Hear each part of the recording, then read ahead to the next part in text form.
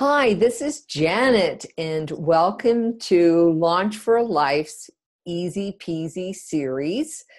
And in today's video, we're going to talk about imaging for blog articles. And think about it, when you're putting together your blog article, there are so many things that you have to remember, but graphics is probably one of the most important, because if you do them wrong, it will really mess up with your SEO. So that's what we're going to talk about today.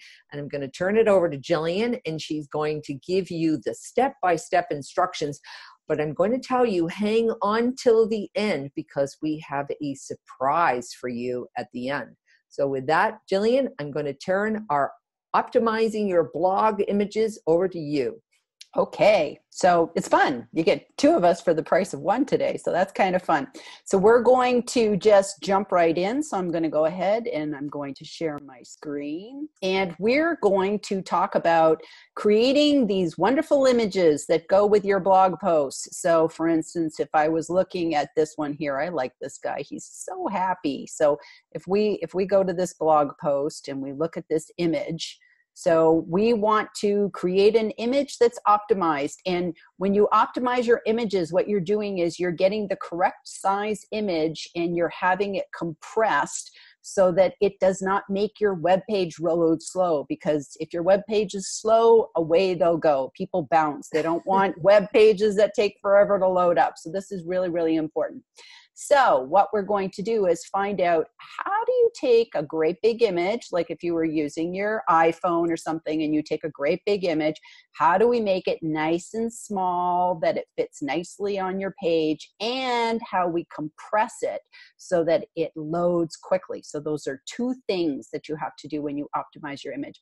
And like Janet said, we're going to show you a special little tool at the end that is a great way for trying to figure out what size image do I need to fit in this block here. So we'll show you about that later.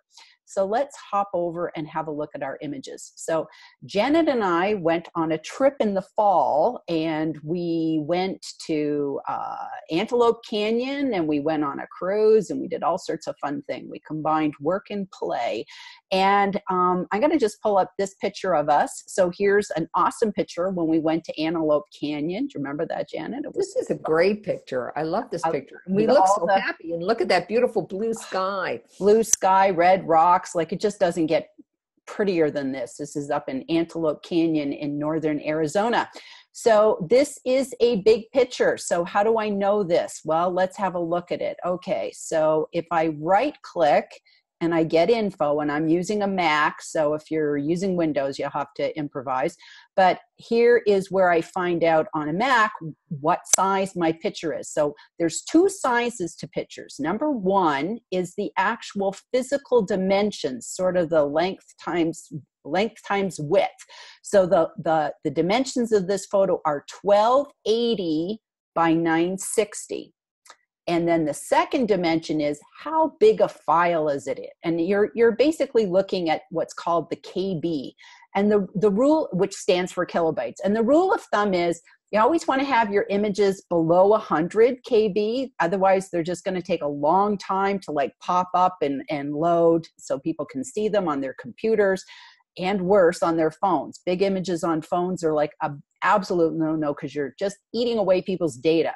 So first step is, we want to take this image and we want to make it smaller in terms of the pixel size, and then we want to make it smaller in terms of the compression. So let's start with the first one. Now 1280 by 960, just to kind of give you a little bit of a reference here. If we're looking at, let's go back to our blog post. This blog post is 700 wide. So 1280, it's even bigger than my screen. Like, it would go off the screen. It's way too big. So there's no point in me uploading a picture this big to my website, because what happens is it's taking up all sorts of time to load it. and then it's got to shrink it back down. So that's what's happening when you don't optimize your images. You're just making the computer work hard, the internet working hard, and your visitors, your website visitors, are going to say, enough of that, I'm moving on, and they're going to go to somebody else. So let's find out what tool we can use. Now, I like to use this tool when I am not using my Mac. So this is a tool that is internet-based. So it doesn't matter if you have a Mac or Windows or what you have. This is just a great online tool that you can use at any time. And it's called ILoveIMG. And notice there's no AGE, just like this is the website here, www.iloveimg.com. So that's the website you're looking for, and we'll put that in the little YouTube disclaimer so that you have that as well. So this kind of gives you all sorts of cool tools. You can come in here, you can resize your images. Then we're going to talk about compressing it, because that's the sort of the second part. You could also crop your image. So if you want to cut out that guy on the side, you can crop your images. You can do all sorts of other things. Another day, just go through here. You can do some fun things. You can create your own memes I call them memes, but I think they're memes for Facebook. You can put watermarks on them so that people can't steal your images. So just a lot of really cool things to do with this one tool. You do not even need to sign up for an account. You can just pop in and start working away. Rotate images. You ever take an image and it's upside down and you're like, you can just use this to rotate your images. So a lot of cool stuff, but we're just going to focus today on doing the image resize and the compression. Yes. Can I just interject here for one moment on something that's not related to this? But when you do your LinkedIn banner, you have to do it in a JPEG. And by the way, there's nowhere on LinkedIn that tells you. And so if I had to just sort of discover that on my own, there was no directions on LinkedIn that said my banner must be a JPEG, but it had to be a JPEG. But the thing is, you want to use that real estate on the banner with some kind of words and some graphics. And of course, you normally save a graphic as a PNG if it's got any kind of text.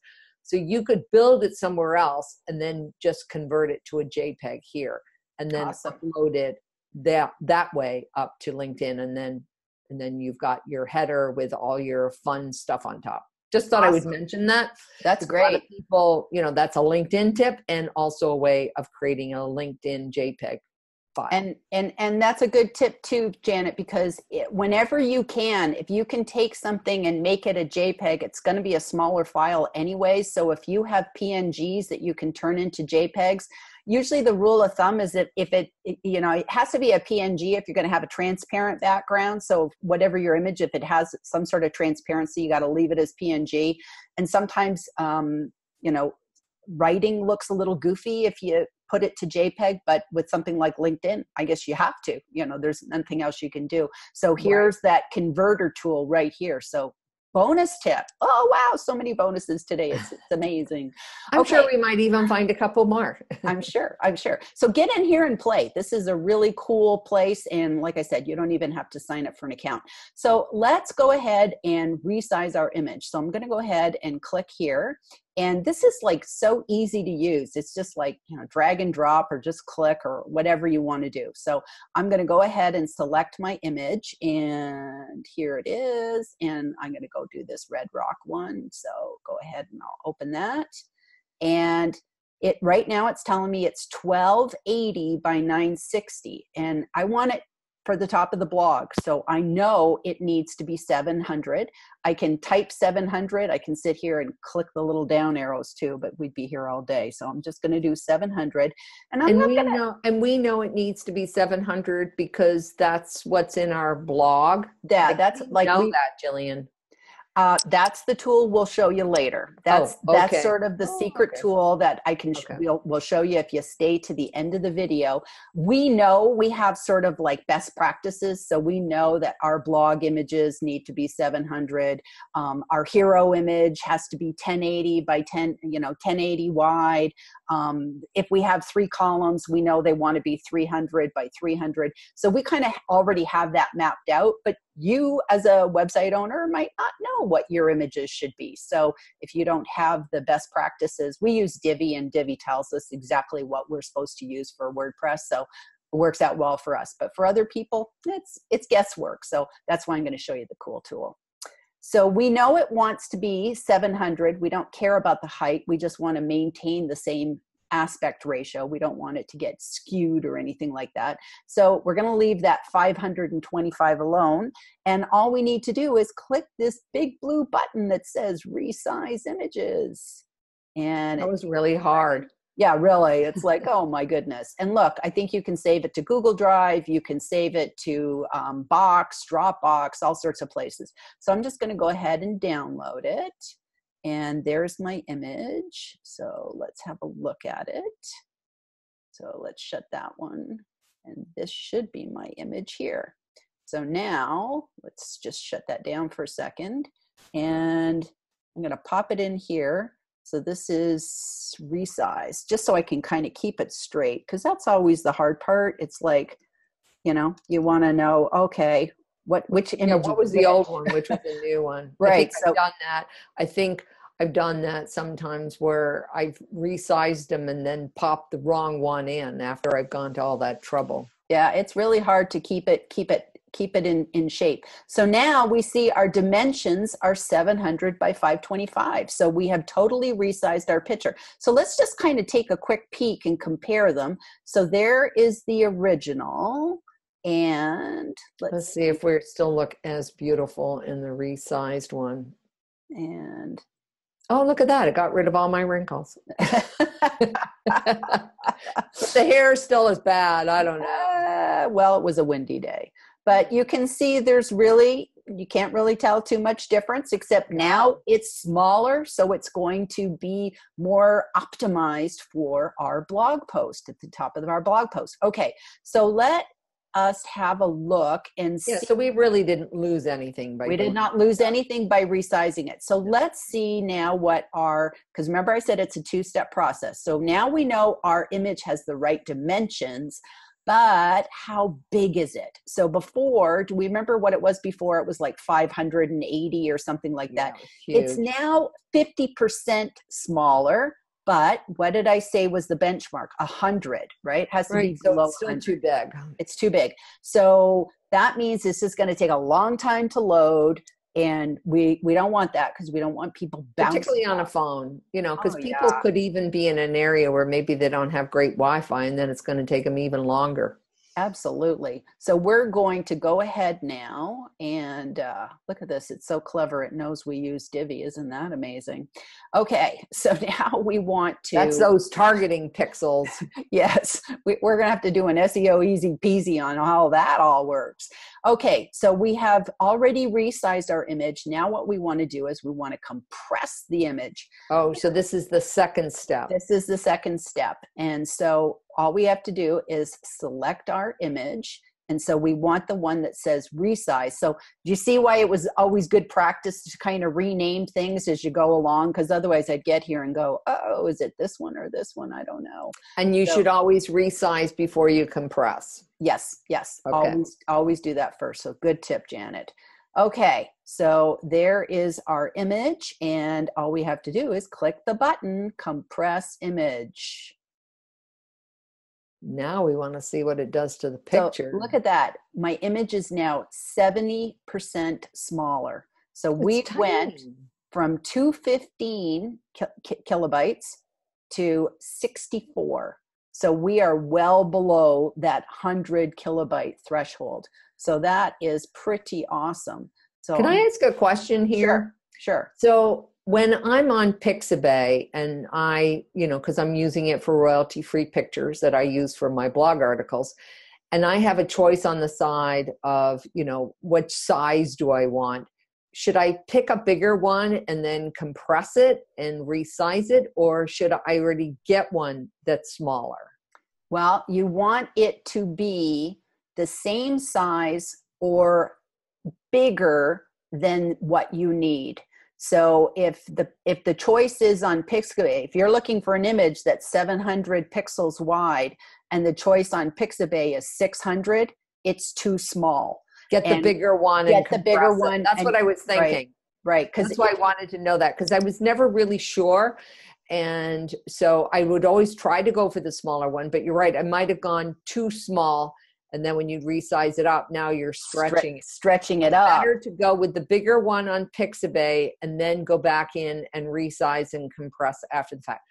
Another tip, third tip. We're Woohoo! like, this is the tips forever. So this one I'm going to call resize plus compress. So we'll do that. All right. And so now let's have a look, and I'll throw it in here with the other fellows. And look, it's upside down. I have no idea why it's upside down. That's just kind of like, it's kind of like when you can't type on camera or whatever. But anyways, I just flipped it round. I can flip it in a Mac. If for some reason you can't flip it in your computer, you can just upload it one more time and use the rotate tool and make it normal. So I never know if it's because I took the picture weird in the first place or whatever. So now if we get info, we'll see that our image is 700 by 525. It's now interesting, just even downloading it again. Now it's saying it's actually 74 KB, but we don't care. As long as it's smaller than 100. And at this point, we would be ready to upload our photo. I would suggest that we actually give this a title that would kind of make sense. So it might be something like, you could say Janet and Jillian blog, or So, whatever we want, and which blog we're going to use it for, or something like that. So we might put or Antelope Canyon. Put where we are, because we want our images to make sense. So we could put Antelope Canyon selfie. Yeah. I could just You'd love to do the selfies. Launch for life. And you always want to use, actually, you don't want capitals. That's interesting. They don't like capitals. Google doesn't like capitals. It likes small letters, and it likes dashes, never underscores. So you want to kind of do something like this. And if you had your keyword, if you can try to get your keyword in there, that's always good. But if it doesn't make sense, don't do it. You want this to be realistic of what the image actually is. So there we go. Don't want to say compressing graphics under our pictures. Yes. We know what the heck we're talking about. Yes, like image 5933 view size. That's Google looks at that and says, "What on the world?" and passes it by. Whereas something like this, they might say, "Wow, that's a really nice picture. I think I'll index that in Google Images." And then when people see your pictures in Google Images, it's another link back to your website. So it's always good. So very cool. You do want to optimize those images. So there we go. That image is now ready for us to upload to our website. So what was the sneaky tool that I had mentioned that if you stay to the end, I would show you? Wasn't a sneaky tool. You said it was a bonus tool. It's a bonus tool. It's a bonus tool. So let's go ahead and go back to our website. So this is the tool. I'm going to just scoot you down so that everybody can see my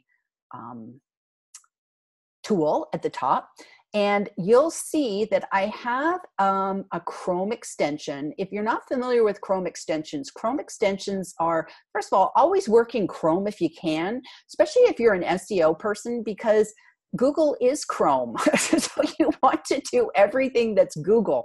And there are so many cool SEO Chrome extensions, and we'll be doing a lot of these, and it's like nothing to add an extension. And maybe we'll have a separate little cheat sheet on how to add an extension for people that don't know how to add extensions. But how to find them after you've added them. Right. But they're always up in your browser. They're always up in your browser here as kind of like little add-ons. So like, for instance, right here, I have a Google Translate extension. So anytime I go to a web page, especially because we travel so much, if I go to a web page, if we're in Spain and I want to know what it says in English, I can click the Google Translate and it will translate the page for me into English. So, really, really cool stuff. We use it for Loom and keyword things and snapshotting things, and we just have a ton of different Chrome extensions. But the one in particular I want to use today is called Page Ruler Redo, R-E-D-U-X. I think it says redo. It could mean Redux, but I think it means redo. So this is the Chrome extension right up here, just so that you can see it. It is Page Ruler Redo. It doesn't cost anything. It's just a great extension. Just go ahead, add that on, and I'm going to show you what it does. It doesn't cost anything to do this, and it's really small. It doesn't take up a lot of room, in terms of productivity or anything like that. So, okay. So here we want to know what size picture, what size did I need to make this picture? If you weren't like me and you know, like Janet and I, and you didn't have Divi and you knew that you needed to have a 700 wide picture, how would you know this? So if I go over here to this extension, so let me move this back up out of the way. If I go here and I click on that, do you see this little menu now hopped on at the bottom of my screen? Okay, so let's shut that thing so we don't have to worry about that. So all I have to do is, do you see the crosshairs now? Mm-hmm. I'm going to just draw the picture, sort of the dimensions of my picture. Oh, please. Why is it not working? Okay, I'll try it again. So, there we go. Okay. There we go. So there's my picture. Do you see how it's outlined my picture? Yes. So now I look at the bottom and it tells me it's 700 wide by 445 tall. So the width times the length. So now I know what size picture needs to go in there. And for the most part, I just really worry about the width. That seems to be the most important thing. So if I went to another page on my website, let's go ahead and measure the pixel size of these. So I go ahead and I just click on the little ruler. We always see the menu comes up now at the bottom. And so let's go ahead and see what this one is. So this one is again 700. So we know that that's the size that we need for here. So what about the other pictures? So here's another picture. So I can go ahead and check on the size of this picture. And we find out that that one's 365. So again, you wouldn't want a picture that's, 1080 wide, because that would be just way too big. So for this one, you need a smaller picture because it's not the full width of the blog. It's just a small part of the blog. So does that make sense? Yes. I like this. I think this is just a really great tool. And, for the most part, you'll find that you're using the same images over and over again of the same size. So you'll begin to know, okay, my blog is always going to be 700 across. Therefore, I don't want to take a picture that's 5,000 pixels wide and shove it into a spot that's only 700 pixels wide. Does that make sense? Yes. Okay, so I believe that's all we have for everybody today. I hope that you learned something. There was all sorts of different tips that we covered today. If you enjoyed this video, we hope that you'll leave a comment. We hope you'll give us a thumbs up. And anything else you want to say, Janet? Well, and if you like our SEO Easy Peasy series, we'd love you to subscribe so that you can get all of them as we produce them and use them to help your online marketing a little bit easier. All right. Well, there you go. Well, thank you. And we'll see you next time on another SEO Easy Peasy.